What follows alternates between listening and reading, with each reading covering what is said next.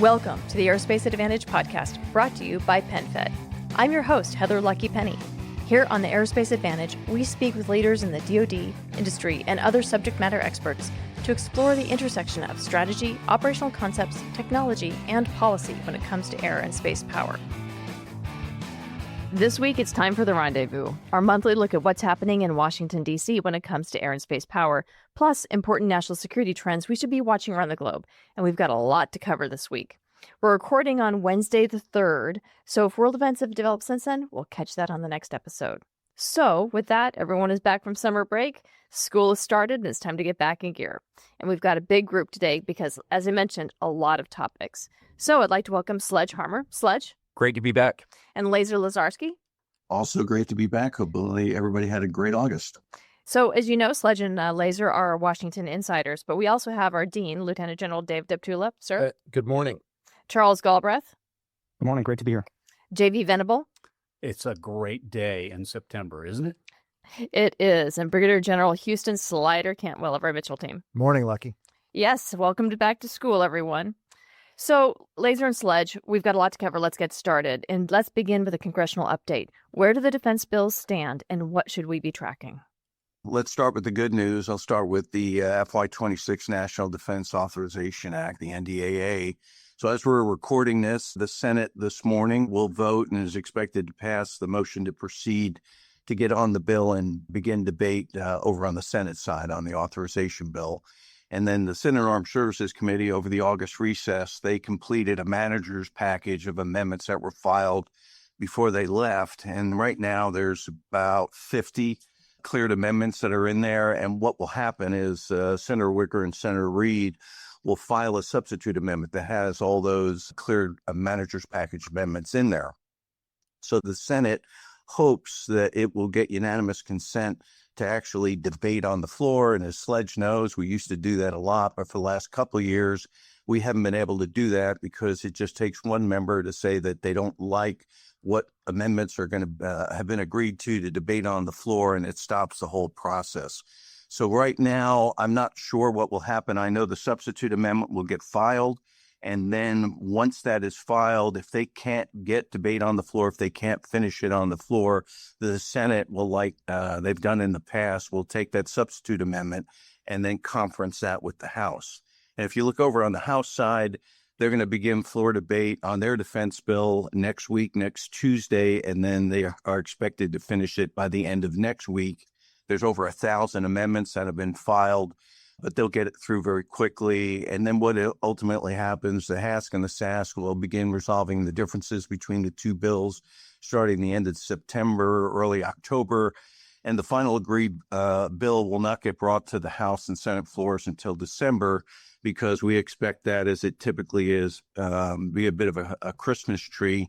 And they'll include the Coast Guard reauthorization, Intel authorization, and other bills as well. And on the appropriations front, not as good news. The House has only got 14 in-session days. Senate is 16 in-session days till the end of the fiscal year. Obviously, nobody seems to care about the fiscal year anymore, but neither the House or the Senate have passed their 12 appropriations bills, and there is no agreement on the overall spending level. So what that means is we have to pass another short-term continuing resolution so we can fund the government, and then hopefully pass those FY26 appropriations bills by the end of the year. This first CR, and Sledge, I'm sure, is going to have some comments on this. Right now, their bipartisanship is a little lacking, especially in the Senate, and that's where we're going to need the 60 votes to try to go forward. I am hopeful that this first short-term CR, which we think will go to late November, early December, will get passed, but Senator Schumer is unlikely just to let it go without getting some concessions as they try to move forward, given the heat that he took from the year-long CR that they agreed to and passed. But again, I'm going to stay hopeful. I'll turn it over to Sledge that we will be able to, by the end of the year, come to some agreement between the House and Senate appropriators and leadership, agree to a top line. We've got more money in the defense bill over on the Senate side than we do in the House. And I think if you look at the Senate appropriations bills, those were passed. The ones that have been passed out of committee, those are bipartisan. So hopefully they'll complete the bills by December. and avoid another year-long CR. And lucky as you and I have talked about, there are certain people that may like a year-long CR. So I'll turn it over to Sledge.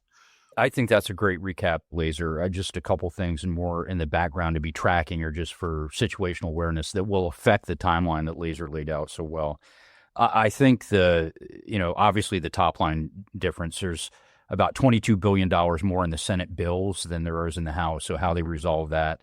The bipartisanship or the lack thereof that Lazer mentioned is really going to be, I think, that'll either be resolved or that'll be, people will dig in more if there's another rescissions package that goes over to the Hill. That, especially the Senate Democrats, they will not capitulate if it looks like there's going to be more cuts to prior appropriated funding. And then, you're going to start hearing a little bit more about reconciliation, another package there, primarily tax legislation, but that could include extra spending as well. And I think all of those things will kind of really temper the climate on Capitol Hill. The one thing Lazer didn't mention, though, that I'd like to bring up is, we need to start looking at the possibility of a government shutdown on the 1st of October. I haven't checked the poly market line recently, but I think there's right now about a 40% chance, handicapped, that there will be a government shutdown. And a lot of that's going to be, can they get 60 votes in the Senate? Will the Republicans concede a few points to the Democrats to get those votes? And you've already seen a couple of shots across the bow. Yesterday, Speaker Johnson basically said, hey, look, this is on the Democrats. They're going to own a shutdown. So there's going to be a calculus there. What's the risk and reward calculation between a government shutdown and who owns that politically? Goodness. So, just for listeners, Lazer, since you mentioned it, the CR, what does a CR prohibit any of the services from doing? It's no new starts, no, there's no increases in programs. What are the other things that... I mean, those are really the big things. Under a continuing resolution, your funding level is the previous fiscal year enacted. Mm-hmm. The other big impact is no new starts and no program increases. So if you're going to ramp up production of a weapons program, you don't get to do that. Yeah. Now, I will say that, though, a caveat, even though we had a full year CR in 25, it was a pseudo appropriations bill because there were a lot of additional authorities, including reprogramming, extra money, and a lot of anomalies that were approved. But that's because they did an additional bill, right? That's correct, yeah. Yeah, so it wasn't just the straight-up CR. So what we might potentially be seeing is another CR, but then maybe an additional either reconciliation or additional legislation that allows specific waivers and exemptions to the restriction that the CR proposes. Right, and that's going to take some negotiations and cooperation at the end of the day. Yeah. And, and just to throw in there, but that, and Sledge has talked, and I have talked to, especially the appropriators on the Hill, that means that they didn't do their job. That means that they couldn't do the one thing that Congress is supposed to do, is appropriate money. And I don't know any appropriator right now that wants to do that again and basically give all the authority to the executive branch to go ahead and execute the way they want to execute. So switching topics, General Deptula, General Alvin, the Chief of Staff of the Air Force, announced his retirement for November, and it's earlier than customary. What are your thoughts on this? Well, Heather, first, I'd give General Alvin tremendous credit for his leadership, particularly for coining the phrase, quote, "we need more Air Force," unquote. He's done an excellent job of helping explain to the American people and to policymakers that the service is simply too small for what the nation requires. He's also made real progress in getting the F-47 moving forward and laying the foundation for the kind of Air Force that will be necessary to meet the challenges of the future. Now, looking ahead, there's going to be a fundamental decision for the next Chief of Staff of the Air Force, because as all of our listeners know, the Air Force today faces a very difficult set of challenges. Preparing to fight tonight, as well as over the next few years, while also building the capabilities required for the long term. The hard truth is that there's simply not enough money allocated to the Air Force to do both as required to meet the demands of the National Defense Strategy. That's why the choice of the next Chief of Staff of the Air Force is so critical, because the service needs someone who can clearly articulate those needs, strongly advocate for the resources necessary, and keep hammering the table on that and keep the Air Force on track to recover from its current crisis of capacity and readiness decline. I don't think you'll find any of us here at Mitchell that disagree with that. Speaking of capabilities, Slider, General Atomics YFQ-42 just executed its first flight. So this is the first flight of a vehicle in the Collaborative Combat Aircraft Program, and that's a huge development. Anduril's YFQ-44 is expected to follow shortly. What are your thoughts on what this means for the Air Force and combat power writ large, especially as we look towards the future and many of the issues that General Deptula just spoke about? Yeah, hey, huge congrats to General Atomics. Really important milestone here. Having flown unmanned aircraft for several years, they make it look easy. But these are complex aircraft. Anyone that's flown a single-engine aircraft knows the margins for error are very low. And so huge congrats to General Atomics. But I want to point out there's a couple challenges laying ahead. Some of those challenges pertain to both contractors, General Atomics and Anduril. Yeah. This phase of flight does not implement the special sauce. The economy. Automation, exactly. So the mission automation is not part of this testing phase. And so they're proving the airworthiness, they're proving the ability to fly a remotely piloted aircraft. Yeah, this is just about the aircraft. It's about the air vehicle. It's not about, as you mentioned, the special sauce. Exactly. The air vehicle is very complex, but we've got to continue to watch this evolving process. And so there's a separate ongoing competition that's going to develop the mission automation software. And they've got several companies vying for this. And this is going on, we'll say, in the background. But we've got to keep a close eye on this and watch as they integrate this new software into the airframes as we move forward. Yeah. You know, we've heard a lot of people describe this autonomy similar to an iPhone, right? So there's two main competitions that as you mentioned, a number of different companies are vying for and participating in.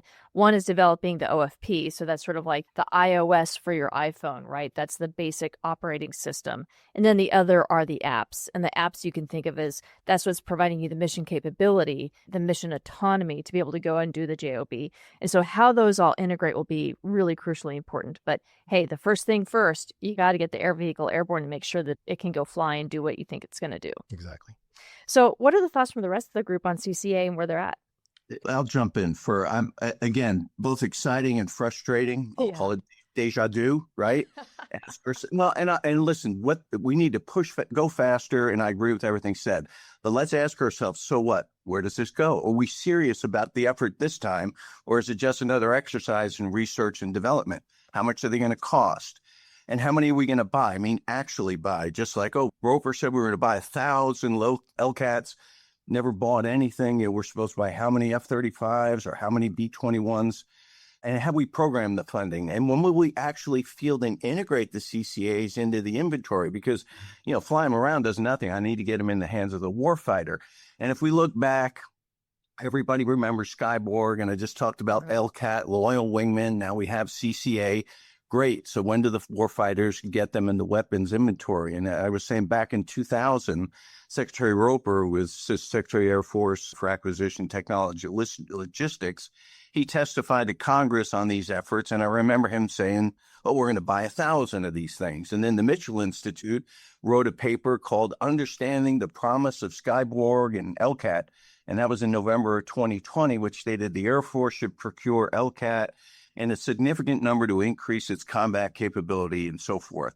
And then in 2023, we had our symposium where we talked about CCA and it being the next part of NGAD. And now we're in 2025. Our adversaries have been watching. They've been developing their unmanned systems for 5 years, and we're still testing. Yeah, and we're just testing the easy stuff. I mean, congratulations on flying the vehicle, but we know how to build airplanes. I think the thing that we don't fully understand is the total burden of building the autonomy.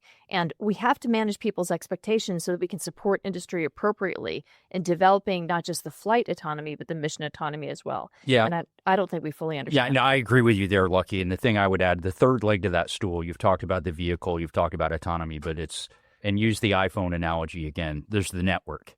So how does it connect? How does it communicate? And those all three need to go together. Yeah. And not just connect and communicate, but what are the user interfaces, right? What's the GUI for either the fighter pilots, the war fighters, the quarterbacks that are actually in the air interacting with these?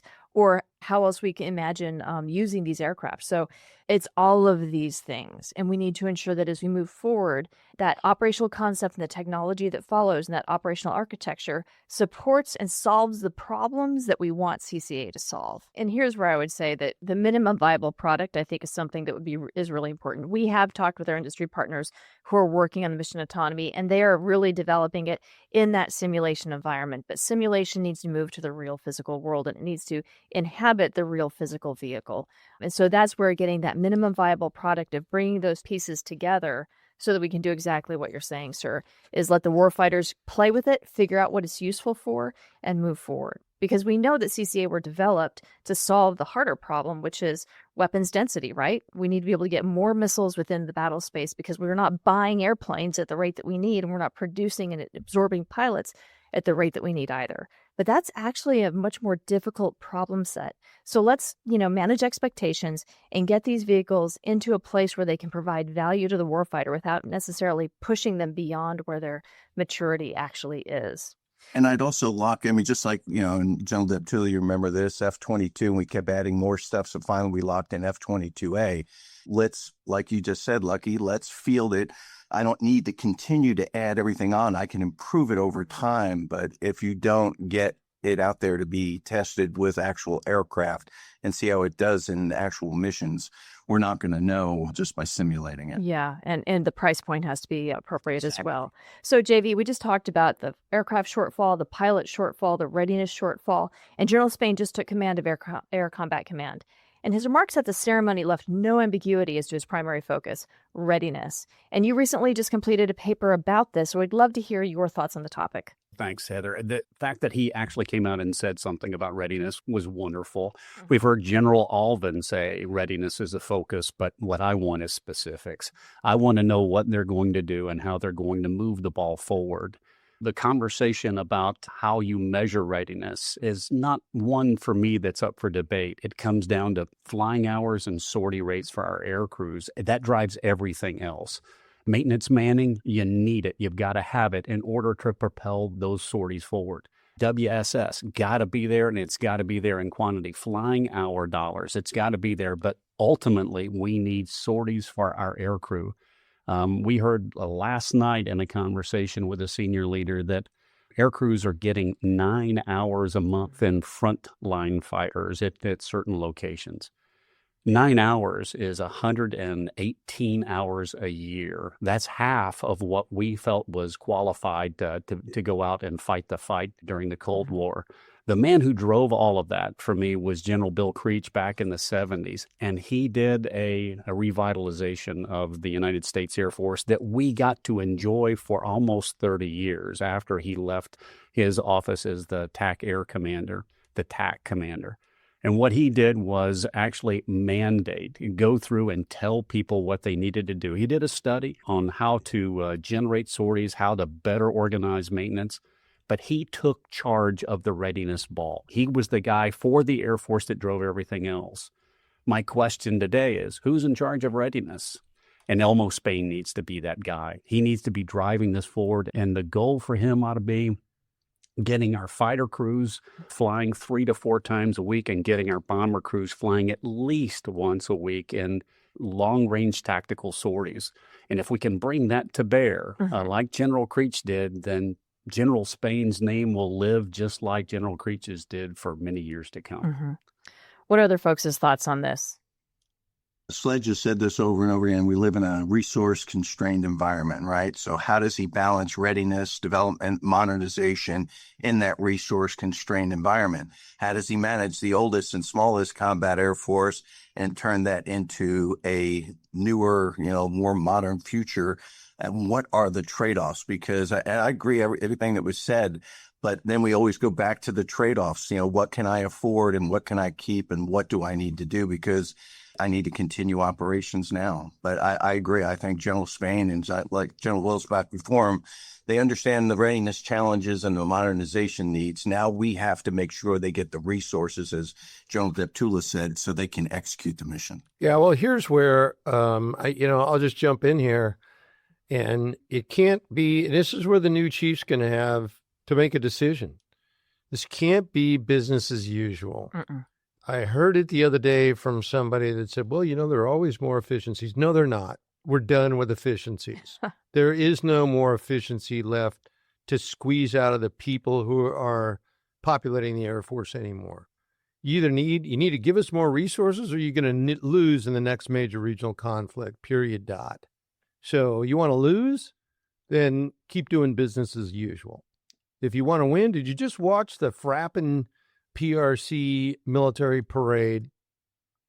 It's a show, but it was an eye-watering show. I got it, but it is a demonstration. The Army 250th birthday was a show too.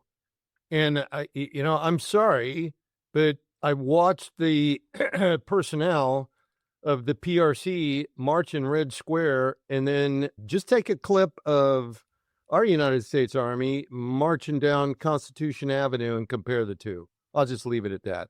Well, you know what I would say? You get what you pay for. Yeah, I would say that we're at a point now where you have to hedge against risk, and that means focusing on the readiness. Research and development, there are important pieces like the F-47, B-21, and so forth, where you have to continue to maintain those investments, because those are going to deliver relatively near to midterm capabilities that will be essential to our combat capability and capacity. But honestly, we've got to focus on the readiness. If we're investing in capabilities that aren't going to show for the warfighter field in reasonably pragmatic numbers in 2035, 2040, well, let's focus on the near term, and that really means readiness. Yeah, Lucky, I couldn't agree more. Where is the money going to come from is Lazer's question. And with the CR discussion that he had, I think it's a really good question. Right now, it's going to rely on the Air Force to reprogram that RDT&E money. For the Department of the Air Force, never in its history through 2017 did RDT&E exceed procurement. Yeah. And it exceeds it by 70% for the department now, 70%. And so you can take $5 billion, you can take $7 billion out of that and move it over and start actually buying more aircraft, increasing WSS, increasing the flying hour program, and start increasing our readiness now, without any actions, at least for additional funding from Congress. And another reason why I think what you said, JV, is so crucially important is that we have demonstrated a real abject failure to be able to transition a lot of those R&D technologies into procurement and to actually buy them in the numbers that matter. So that valley of death that a lot of companies moan about, it's real, it's true. So if we're imbalanced in the way that we are currently with the 70%, then we're I would argue, potentially making poor investment choices, because we have demonstrated a lack of will and willingness to be able to procure them and turn those into real programs of record in numbers that matter. Yeah, what Lazer said earlier about the promissory note, we're going to buy 1763 F-35s. Where does that promise go? That's a promise to the Air Force, and it's a promise to industry. We've got to get back on being trustworthy and being trustable in our word as the Air Force. So, Charles, let's dig into space power, because the Space Force just launched a satellite known as NTS-3, and they did so using United Launch Alliance's Vulcan rocket. Both are significant, so can you talk to our audience about what this means and why they're important? Let's talk about Vulcan first. Okay. Vulcan, this was the third launch of Vulcan, and it was the first national security space payload. So the first basically operational use of the Vulcan vehicle. So this is a great milestone for the United Launch Alliance, making sure that that system worked very well and is in the inventory and ready to support our national security space architecture as we deploy that to space. Now, NTS-3 is Navigation Technology Satellite 3. And you might be asking, okay, well, where was 2? Well, it was back in the 70s. So it's been decades since we've done some demonstration of new positioning, navigation, and timing capability. The NTS-2 led to advancements in what we have as GPS today. So what will NTS-3 do? One, it's a reprogrammable array, so it can work with new systems as well as old systems. It's demonstrating some new technologies for positioning, navigation, and timing. And it's doing it at geocentric orbit as opposed to medium Earth orbit, which is where GPS operates. So there's a lot of great technologies involved in this system. And it'll be interesting to see how those manifest into future operational architectures. And let's hope that this actually does, again, transition into a program of record. In the geo orbit, that's more secure. Now, we know no orbit is truly secure, but geo is going to be more secure. And so it's a better place for this to be. Yeah, I mean, the difference between security between MEO and geo, pretty close. But the resilience that they're able to put into the signal that is coming out of the NTS-3 system as opposed to the GPS. We've talked about GPS resilience and jam resistance. This is really going to help improve some of those capabilities. Most excellent, because we know that navigation, timing, that sort of precision is going to be crucially important to any kind of warfighting capability terrestrially. So continuing with the space power, the Space Force also launched an X-37B on its 8th mission. Why is this? This a big deal? Yeah, well, so one, it's great to have the X-37B back in orbit doing a variety of tests. And the Space Force has actually talked about some of the testing that it's going to be doing during this mission set. There's a whole handful of stuff that's classified. That's traditionally what the X-37 is. But this time they're actually talking about laser communications that are going to be demonstrated with the X-37, which is going to be tremendously important. Laser comms. So optical communications using lasers to send signals as opposed to just RF. So lower probability of intercept, lower probability of detection, lower probability of jamming and intrusion, basically secure comms in space as well as space to air, space to ground, etc. So that's going to be huge. It's also demonstrating some quantum, I want to make sure I get this right, quantum inertial sensing. So what is that? It's using quantum measurements to determine the acceleration and the spin of atoms as an inertial reference so that you can understand where your position is in space. So again, a sort of a PNP capability that could operate in a GPS denied or degraded environment. So those are the two missions or experiments that they're talking about with this X-37. But like I said, it's just great to have that highly maneuverable system up on orbit once again. And I'm laughing because with the quantum piece, about 2 years ago, I did a series on quantum technology. So if folks are really interested in geeking out on what that means for the quantum inertial system, they can go to the Mitchell website and look up quantum. Yeah, so, Heather's the only one that understands quantum. Manage your money on your time with 24/7 digital banking on the PenFed mobile app. Easily make payments, transfer funds, and deposit checks through mobile deposit. That's music to my ears. Learn more at penfed.org. Federally insured by NCOA. So it's been a busy month for launch because SpaceX just executed a successful launch for the Starship rocket. And why was this significant? I think you nailed it because it was successful. They had a lot of launch failures with the Starship system, SpaceX's Starship. So this is a super heavy launch vehicle as opposed to the medium or heavy, which is the SpaceX's Falcon or Falcon Heavy. So a super heavy launch coming out of Texas, successful reentry of the booster as well as the upper stage. And this really is paving the way for future testing. They've basically said, all right, this configuration, this set of operations, this works. And now we can start to get into some sort of cadence. SpaceX plans to do a super heavy launch like this every 2 months. So the end of October timeframe, they're looking to do another one. Yeah, Lucky, if I can just jump in here. I think, too, really the important things here are the cost per mass to orbit. So whatever metric you use there is going to drop precipitously. So that's just going to make all of the innovation in space, especially at low Earth orbit, just explode. No pun intended there. So I think that's important. But there are also significant implications for NASA because this puts the Artemis program back on track for moon landing and, the 27 timeframe. Yeah, and that's hugely important for our national standing when it comes to space, especially in the competition with China. I mean, this really is another space race. It's another moon race, similar to Apollo during the Soviet Union in the Cold War. So we have got to get this back on track. So final space comment is that the president just announced that Space Command is moving to Huntsville, Alabama. Charles, love to get your thoughts on this one. Yeah, so this has been an ongoing debate, since Space Command stood up, of where it's going to be headquartered. And the Biden administration said it's going to be in Colorado. Candidate Trump said, hey, when I become president again, we're going to move it to Alabama. And so he's coming through on that campaign pledge. Now, Colorado, and particularly Colorado Springs, has this great nexus of space professionals and space capabilities. So there's going to be some transition that's going to result in some brain drain, I think, as you head out to Alabama. Now, Alabama also has, of course, a great space community. NASA's out there, as well as the Missile Defense Agency. So I think there is some benefits of looking at how those systems, how those organizations will work together in the future. But as all of us know, when we move, there's some period of transition where you're losing some level of capability, and it's also costly.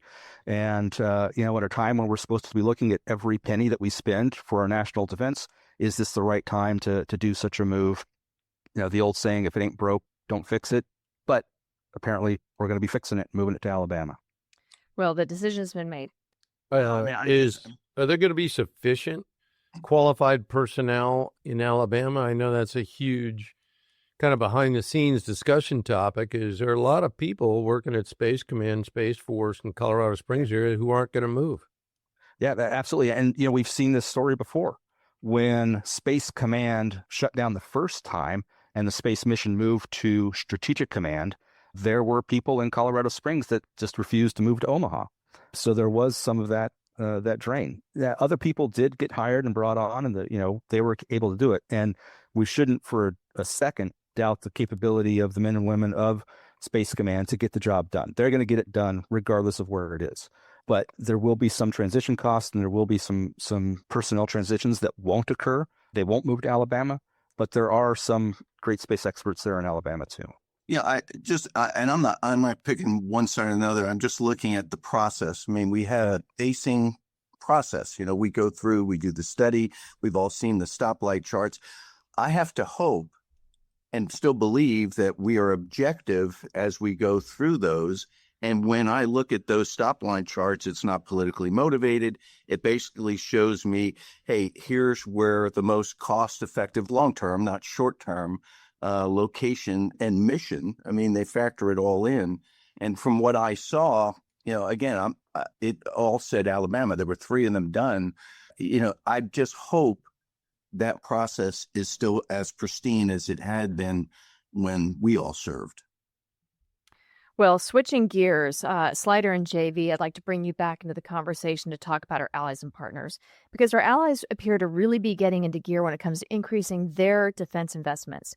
Would you mind running through some of the trends that you've been watching, what's driving this? Because the U.S. has been asking for this for years, but we're finally see our allies and partners coming through with increasing their defense budgets. Yeah, look, you're absolutely right. Just this week, NATO announced for the first time, all 32 countries are going to meet the minimum to 2% of their GDP. And so that's tremendous news.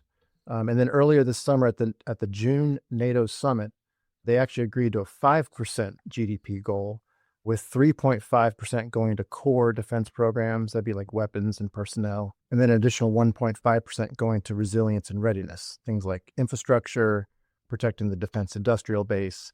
And so we're seeing a lot of progress. In fact, prior to this, I lived in Sicily. Before I moved to Sicily, I always wondered, well, how do you get to mainland Italy? Like, is there a bridge? Of course, there's not a bridge, but Italy has actually proposed building a 2.5-mile bridge that would connect Sicily to mainland Italy. And they want to put that under the 1.5% of the GDP for NATO defense. So we'll see how that all pans out. It's an interesting little shell game there with the money. Yeah, exactly. So we talk a lot about killing the archer as opposed to the arrows, right? Yeah. Well, at one point, you actually have to, as an offensive force, or a defensive force, you actually have to have arrows with which to shoot. Several years ago, I had the opportunity to talk to 3 former Japanese Defense Force officials. And I asked them, hey, you're buying the F-35, a number which is impressive. You're buying Patriots. You're buying these systems. Could you talk to me about your magazine depth? How much do you have? And how long of a war could you fight? And they kind of looked at each other for a while and sucked a little wind through their teeth. And they said, we think we've got enough munitions for 3 sorties in the F-35. That's 1 day's worth of fighting they wouldn't actually get through if they had done that. And that's across the board. It's throughout NATO. It's all of our allies and partners. And so we've got to make, and they've got to make investments in bringing up their stockpiles. If you look at the Patriot production globally right now, it's less than 1,000 missiles a year. And a full-up fight like we've watched with the Golden Dome out of the Iron Dome out of Israel, you're talking about shooting 1,200 missiles in a week, maybe in a couple of days. And so we've got to bring that production up, and then we've got to start buying those missiles, AMRAAMs, in quantity. And we've got to watch our partners and allies make those investments, not just in bridges to connect an island to a mainland. Yeah, the magazine depth is absolutely essential because it doesn't matter how many aircraft you have if they don't have weapons to employ. So you need to have both. And being able to fly those sorties over and over and over with, a full loadout, that's what ultimately makes the difference. And we haven't been buying them. We haven't been storing them. And so we're at a point now where our defense industrial base, I think you folks have said, we have been a terrible partner to the defense industrial base. You've got to procure. So if we don't have the domestic production capacity, are there opportunities to license that production, weapons production, with our trusted allies and partners? Now, JV, you had brought up the F-35, and General Deptula, I'm going to spin over to you because we saw Spain drop out of the F-35 program, and Switzerland also appears pretty weak on F-35. Yeah, well, it's certainly positive to see some of our allies stepping up defense investments. There are also some troubling signals. Mm-hmm. As you mentioned, Spain dropped out of their planned F-35B buy, but this is kind of curious because they still have a carrier aviation requirement. And the F-35B is the only aircraft that can credibly meet that need. So unless they're willing to go helicopter only, this decision looks more like politics and strategy. It could be related to broader U.S.-Spanish tensions, whether over tariffs, trade, or other policy issues. But from a defense perspective, it's hard to see this as anything other than cutting off one's nose to spite the face. Then there's Switzerland. They're voicing concern that the F-35 costs more today than what they agreed to a few years ago. Duh. Let's be realistic. Name a single item at a grocery store that costs the same as it did back then. Inflation has affected everything, defense programs included. And it's important to note, this isn't unique to Switzerland. It impacts every customer in the program. So at the end of the day, it comes down to the level of combat air power these nations want to field. No aircraft comes close to delivering the survivability, sensing, and strike capability of the F-35, at least aircraft in production, especially for its price point. In fact, there are fourth-generation alternatives out there that often end up more expensive because they're built in much smaller quantities with higher overhead. And given the F-35's stellar performance in operations like Israel's recent campaign against Iran, one has to ask, what exactly don't they like about a system that's dramatically proven its worth in combat? I think that we would all agree with your comments and sentiments. Lucky if I could jump in there. One of the things that we've watched Canada do, European nations do, is study what the costs are and which of these fighter assets that are most likely to provide their forces what they need at a cost that is reasonable. Switzerland did one of the most in-depth studies, and it was like 2/3 above all of the other fighters in the competition. Switzerland found that the F-35 was by far the most cost-effective and the most lethal asset that they could buy. For them to sit back and quibble on the fact that the F-35 is going up by $1 million or $2 million a copy it may be a good business, it may be a good negotiation strategy, but it would be foolhardy for them to back out of it. I agree. And I think one of the things that we've seen, though, is Lockheed Martin said, hey, we can't build more than 156 because they're trying to provide smoothness and production reliability across year-to-year lots. And that gives them not only stability within their workforce, but also stability within their raw materials orders and stability within cost as much as they possibly can do. I think we're at the point now within the global security environment that we need to hear what are the conditions required that would empower Lockheed to make the investments they need to increase the production rate beyond 156, because there's no way that they're going to be able to meet the needs of our allies and partners as well as domestic production at the rate that we firmly believe they need to. You mentioned earlier about bringing in our allies and partners. Rheinmetall is now going to build part of the fuselage for the F-35. We are actually expanding that, and with their addition, which I think comes online next year in 2026, 2027 timeframe, With that addition, Lockheed Martin can ramp up into the 160s, 170 ballpark without increasing their production line. That is something they can do, as what I've been told by people inside of Lockheed Martin. As long as they have customers that are willing to commit to long-term contracts, and the United States is the worst of that. The United States Air Force, what are we down? Under 30 this year. And in order to get those numbers up and to get their confidence to increase their production capacity, we've got to give it to them, and we've got to increase our buys. Yeah, it's multi-year procurements. We have to be willing to make the commitment to multi-year procurements in high enough rates that's going to bring down the cost because of the economic order of quantity. And we know because of Senator McCain that a multi-year procurement has to be certified to deliver at least 10% savings. So that's good money as far as I'm concerned, because we're strengthening our industrial base and we're also then delivering the capacity that our warfighters need and the capabilities that they need. That's all great stuff, but here's what the Air Force programmer is going to tell you. Wonderful stuff. Wonderful. I don't have the money.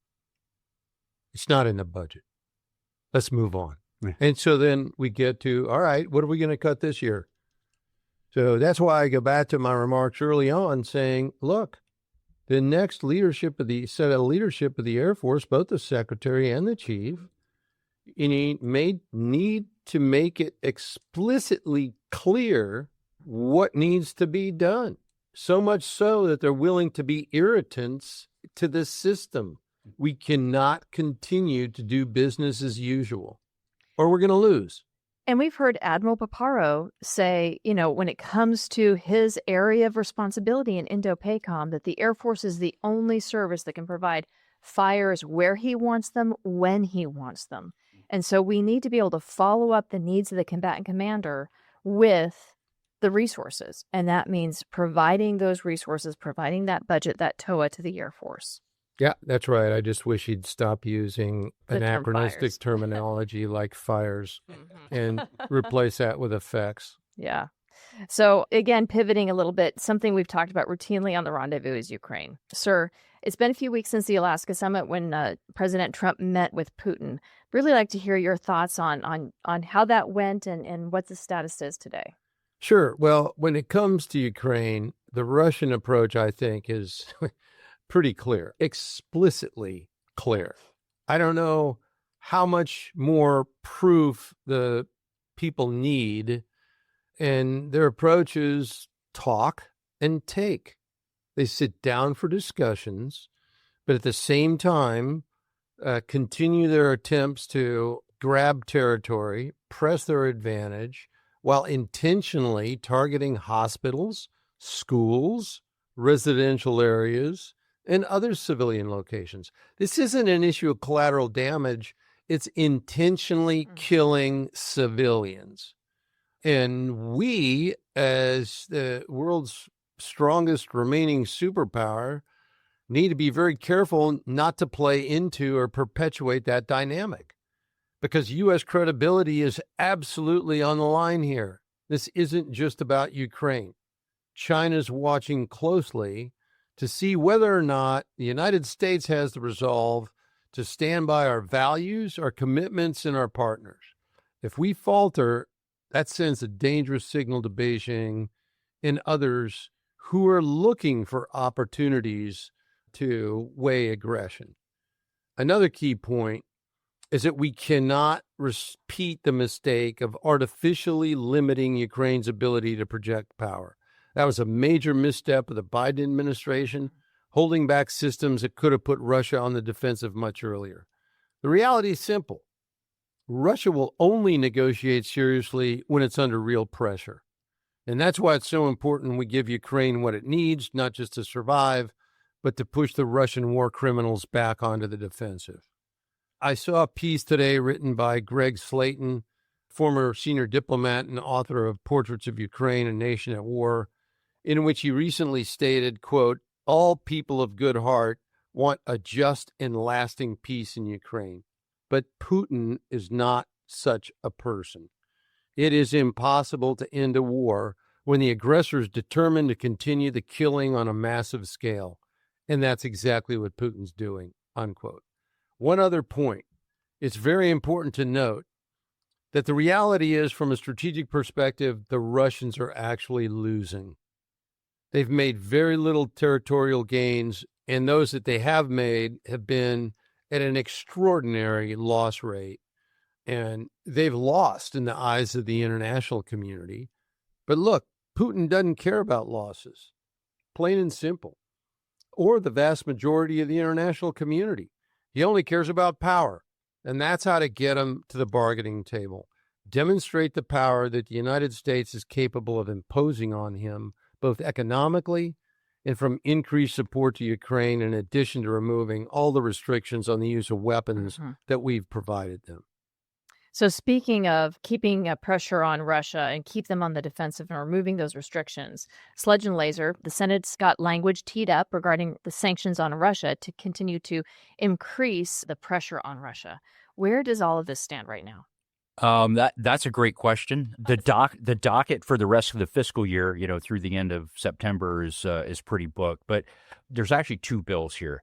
Senator Graham has introduced the Russia sanctions bill in the Senate, and that's the one you're referring to, Lucky. But there's a companion bill. It's actually identical text that Representative Fitzpatrick from Pennsylvania has introduced in the House.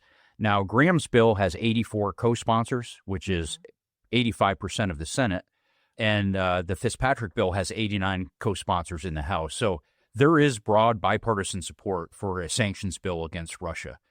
And the fact that these are identical bills is important because that means that once the bills are passed in each chamber, they can be quickly reconciled. They can go to the president's desk. But there's a couple of things. First of all, what's the intent of the bill? And it's really to influence the calculus that Putin is going through right now by putting pressure on Russian financial institutions and the other people that have power within Russia to get him to stop the killing in Ukraine. There's some visa restrictions, increased duties, tariffs of up to 500% on defense goods and services, energy sector value items there. So it's really about changing the calculus in Russia. Where this all plays out, it's hard to say, but I think what you're seeing right now is a tension between congressional hatred for Putin and the other side of that rope is not wanting to overly burden the presidential prerogative to deal with Putin himself. So I'll let Lazer opine on where he thinks or the timeline on this is, but that's the way I see this. It's in the queue, it's ready to go, and then when is Congress going to act, and how much are they going to tie the president's hand? Yeah, Sledge shack the target. So I agree with everything. Right now, Congress is watching. Majority Leader Thune is watching, and they were ready to go. They had it back in July, and they are cute. They're teed up. There's bipartisan support. I think they can get them passed very quickly, but they're watching to see what the Trump administration is doing, and he's taken some actions. But my feeling is that if they come to a point where Congress feels that they need to step in to help the president or take additional action, they will act very quickly, even with everything else on the docket, because it's ready to go. It's got bipartisan support. But what they're doing right now is watching all the actions that the executive branch and the agencies are taking to do exactly what we talked about earlier, which is cutting Russia off. Yeah. We heard President Trump use very strong language, and I think that these bills are a response to that. But now it seems like they're waiting for another signal. Yeah, I have one reattack there too, Lucky. The other thing too is they're not called secondary sanctions, but that's really what this bill imposes. And so there's up to a 500% tariff on countries that import or continue to import energy from Russia. So and this would really be Newton's third law applied to politics here. If you pass this, you impose sanctions on countries like China and India. What does that do to, the international order and any pushback? And we're just coming off, I guess, a fairly successful Russia-China summit where it looks like India was there too. Yeah, and Prime Minister Modi was there as well. So those are things I think that are going through at least the administration's mind. I don't know if Congress cares that much about that. They just they do not like Vladimir Putin, and they want to turn the screws up on him. Yeah. And the ultimate goal is to bring Putin to the peace table, right? Yeah, yeah. All right, so we've got some other news topics that we need to wrap up before the end of this rendezvous. Charles, you're a former missileer, and we recently hosted Lieutenant General Jabara, and he made news about the Sentinel program. What's up? Yeah, the Sentinel program, not just the replacement missile, but the infrastructure. Back to JV's analogy of the archer with the bow and the arrow. Well, if you run out of arrows, that's bad. But if you don't have a bow in the first place, that's also bad. So Yeah, the Sentinel program the is Sentinel, huge. the new missile is on track. That's moving out well. But what we ran into was problems with the existing launch facilities, that it is actually going to be cheaper and faster to build new than to try to renovate the old. And just as a reminder, these launch facilities were built in the early 60s, late 50s even, in some cases. So imagine trying to take a mid-century modern house and completely renovate it to something that's in the 21st century. You're going to run into problems. And the same thing is true with these launch facilities. And so it's just going to be actually cheaper and faster to build new launch facilities adjacent to the old ones and install new hardened underground cables for the connectivity of all of these sites as well. Yeah, I mean, as you mentioned, it turns out to be a better cost proposition, Yeah. as well as, frankly, a better mission proposition. And folks need to understand the Sentinel program is enormous. It's more than just the missile. It's more than just the silos. It's everything put together. So Houston and JV, as we continue on here, Lieutenant General Jabaro also commented on the B-21 production line and B-52 modernization efforts. What did he say, and what are your takes? So, JV, we're going to start with you for B-21, and Houston, you talk about the buff. Well, he was very forthcoming on how well the B-21 is doing. The second airframe is about to roll out, hopefully fly in the near term, which is all great news. He talked about acquiring 100 B-21s. I'll go back to what Zatar said earlier about being bold. Our leaders need to be bold. The Mitchell Institute has done a study. The Heritage Foundation has done a study. Both of them concluded we need well over 200 B-21s. And that's what I want to hear General Jabara say. I want to hear him to say, this is a great program. It's coming in at cost. This is what we need to do moving forward. We need to accelerate the building and the production of these to 20 a year. And we need to do that for 10 solid years plus in order to get us over the 200 threshold. That's what I want. Yeah, and we would need to make some of those investments now so that we can facilitize to be able to produce that rate of B-21. So we need to be bold and get that. I love that word, and make those investments now so we can follow through and get them at the rate and in a timely fashion to our warfighters. Slider? Yeah, on the B-52, he was very clear. The buff remains the mainstay to our long-range global strike, even though this aircraft's been in our inventory for over 70 years. I mean, hard to believe. But because it's been in the inventory for so long, it requires some upgrades. And so there's two main upgrade programs going on right now, the engines as well as the radars. And he addressed the radars during his discussion. And the radars, as you mentioned, is undergoing a major cost overrun. And so it was a Nunn-McCurdy breach where originally the program was supposed to be about $2 billion. Mm-hmm. Now they're estimating about $2.4 billion. But again, he's absolutely clear we need this upgrade in order for this aircraft to maintain its viability, relevance, moving into the 21st century. And so remains important. It's an F-18 radar, so it's got tremendous capability. They've looked at the program very carefully, and they've downscoped the requirements as much as possible to allow for upgrades in the future. But they want to get the min viable product out there so that the aircraft can, again, be as viable as possible. Yeah. I love this idea of extending the life of the B-52 for another 30 years.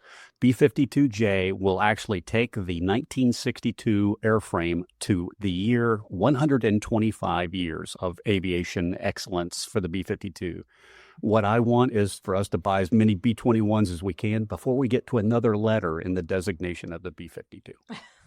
I just want to call, working for Senator Inhofe and being at Tinker Air Force Base, I've watched him take B-52s down to the skeleton and build them back up. I'm not advocating for doing that, keeping them any longer, but I'll just tell you, it's amazing what our men and women in the Air Force have done to keep that plane flying. Flying antique aircraft, I understand exactly what you're saying, Lazer, but it also is costly. And you also sometimes, when you're thinking about what are the things I need to do to restore this airframe, you might discover some things you were not necessarily anticipating, which provides additional cost. And they did. I mean, they had to actually cut a main gear off, and they had to develop a tool to do it. And I'm not advocating for that, but I will tell you, it is amazing. And I know General Deptula and others have probably been the tinker, but it is amazing what they're doing with our aircraft. All right, folks. Well, thank you so much for your time. That's all we've got for right now. I know there's going to be so much more for us to talk about when we get to October's rendezvous, because September is going to be a whirlwind. But thank you again for making the time, and thank you for your insights. You bet, Heather. Always good discussions. Thanks, Heather. Have a great September. Thanks, Lazer. Always a pleasure. See you next time. Thanks, Lucky. A pleasure. Thanks, Lucky. And with that, I'd like to extend a big thank you to our guests for joining in today's conversation. I'd also like to extend a big thank you to you, our listeners, for your continued support and for tuning into today's show. If you like what you heard today, don't forget to hit that like button or follow or subscribe to the Aerospace Advantage. You can also leave a comment to let us know what you think about our show or areas that you would like us to explore further. As always, you can join in on the conversation by following the Mitchell Institute on X, Instagram, Facebook, or LinkedIn, and you can always find us at mitchellaerospacepower.org. Thanks again for joining us, and have a great aerospace power kind of day. See you next time.